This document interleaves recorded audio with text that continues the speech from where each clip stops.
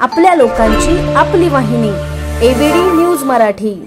कल्याण पूर्वेचे तत्कालीन आमदार गणपत गायकवाड यांनी उल्हासनगरच्या हिललाईन पोलीस ठाण्यात शिंदे सेनेचे महेश गायकवाड यांच्यावर केलेल्या गोळीबार प्रकरणात आता एक महत्त्वाची अपडेट समोर आली आहे। या प्रकरणाच्या पुरवणी चार्जशीट मधून आमदारांचा मुलगा वैभव गायकवाड यांचं नाव पोलिसांकडून वगळण्यात आलं आहे।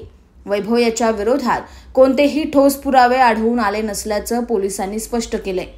जवळपास वर्षभरापूर्वी गणपत गायकवाड यांनी उल्हासनगरच्या हिललाईन पोलीस ठाण्यातील वरिष्ठ पोलीस निरीक्षकांच्या केबिनमध्ये शिंदे सेनेचे तत्कालीन शहर प्रमुख महेश गायकवाड यांच्यावर गोळीबार केला होता।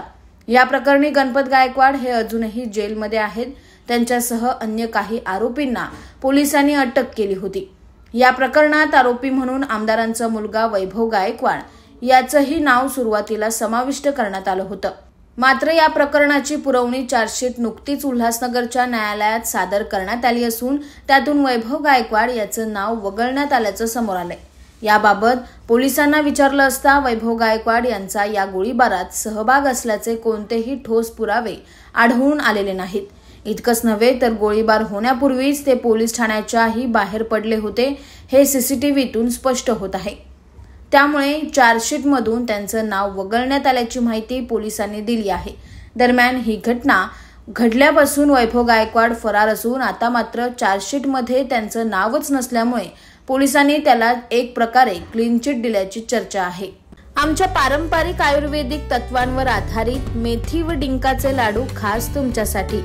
आता सांध्याच्या समस्यांपासून आराम हवा असो, शरीराला ताकद देणारा पोषणदायी आधार असो किंवा उष्णतेचा समतोल राखायचा असो, श्री अवनी लड्डू तुमचं आरोग्य सांभाळतील।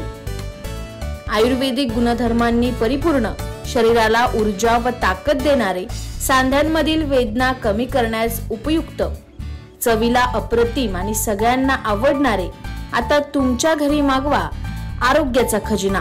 तुमच्या आरोग्याचा साथीदार बनण्यासाठी श्री अवनी लड्डू आहेत तयार। संपर्कासाठी आम्हाला आजच कॉल करा 9665529008 9370508280। आजच कॉल करा आणि आरोग्याचा गोडवा घरी घेऊन जा।